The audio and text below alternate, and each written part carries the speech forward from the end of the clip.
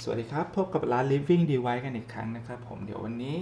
เรามีสินค้าใหม่อีกตัวมานำเสนอนะครับตัวนี้จะเป็น Silent Alarm 3 in 1นะครับหรือเป็นลำโพง Silent ที่มาพร้อมกับเซ็นเซอร์วัดอุณหภูมิแล้วก็ความชื้นในตัวนะครับดังนั้นเนี่ยสามารถที่จะตั้งให้อุปกรณ์ตัว Silent เนี่ยส่งเสียงดังแล้วก็แจ้งเตือนไปที่แอปได้ถ้าอุณหภูมิหรือว่าความชื้น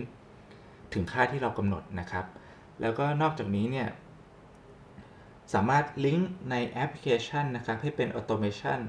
ในกรณีที่ตัวเซ็นเซอร์หรืออุปกรณ์อื่นๆในแอปเนี่ยส่งเสียงร้องหรืออะลามก็สามารถให้อุปกรณ์นั้นเนี่ยสั่งให้ตัวไซเรนตัวนี้ส่งเสียงดังได้เหมือนกันโดยภายในกล่องนะครับก็จะมีอุปกรณ์ที่ให้มาก็จะมีตัวไซเรนนะครับเป็นลำโพงมีสาย USB มีกาวสองหน้ามีตัวน็อตนะครับสำหรับใครที่ไม่อยากใช้กาวสองหน้าติดนะครับแล้วก็มีคู่มือภาษาอังกฤษให้นะครับผมโดยอุปกรณ์ตัวนี้เนี่ยนอกจากจะใช้สาย USB ได้นะครับถ้าเปิดด้านหลังเนี่ยจริงๆแล้วมันก็สามารถที่จะใช้ถ่านได้เหมือนกันใส่แบตเตอรี่ไปใช้2ก้อนนะครับคราวนี้เรามาดูว่าตัวแอปพลิเคชันเนี่ยมีอะไรบ้างนะครับของตัว Silent มีฟังก์ชันอะไรบ้างก่อนอื่นก็คือตัวนี้เนี่ยมีเซ็นเซอร์วัดอุณหภูมิแล้วก็ความชื้นนะครับโดยเราสามารถที่จะเปลี่ยนหน่วยได้นะครับโดยเข้ามา Setting ด้านล่างนี้นะครับแล้วก็เลือก Unit Change เป็นองศาเซลเซียสที่เราคุ้นเคยนะครับผมแล้วก็มาที่อันแรกจะเป็น Temp Alarm ก็คือเราสามารถตั้งเลนส์ที่เราต้องการให้ตัวไซเรนส่งเสียงอะลามได้เมื่ออุณหภูมิออกนอกย่านที่เรากำหนดไว้นะครับผมในลักษณะเดียวกันก็คือตัวความชื้นก็ตั้งเหมือนกันนะครับ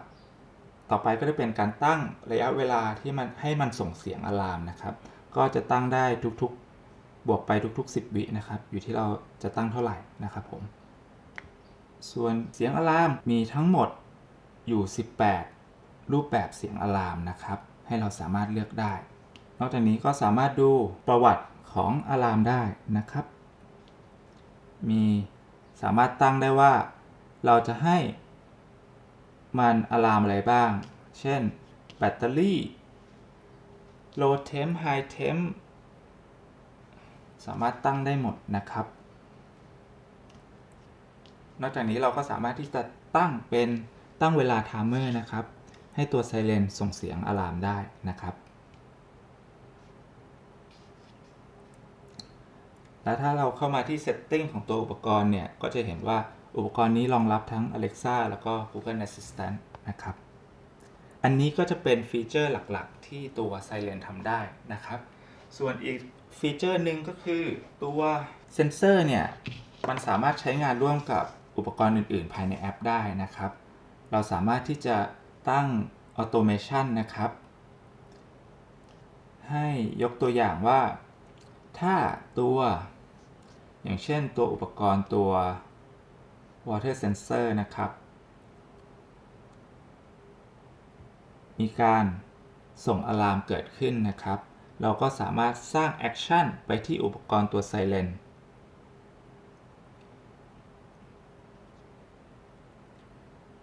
ให้ส่งเสียงอะลามได้นะครับผมยกตัวอย่างนะครับก็ให้เราตั้งชื่อให้เรียบร้อยแล้วกด Confirm เพียงเท่านี้เราก็สร้าง Automation เรียบร้อยแล้วนะครับผมยกตัวอย่างนะครับเดี๋ยวผมจะลองเอาตัว Water Sensor จุ่มน้ำนะครับ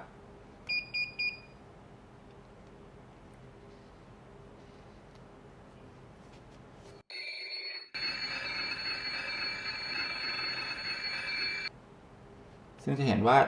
เมื่อกี้สักครู่จะเห็นว่าตัวเสียงอะลามมันดังนะครับซึ่งผมเอามือปิดไว้เพราะว่าเสียงมันดังมากก็อันนี้ก็จะเป็นการใช้งานให้ดูนะครับว่าเราสามารถตั้ง Automation ได้ง่ายๆเลยในแอปให้อุปกรณ์ตัวอื่นๆเนี่ยสั่งให้ตัว Silent ดังนะครับผมสำหรับท่านไหนนะครับที่สนใจอุปกรณ์นะครับแล้วก็ Silent อยากได้อุปกรณ์ที่เอาไว้แจ้งเตือนเวลาอุณหภูมิ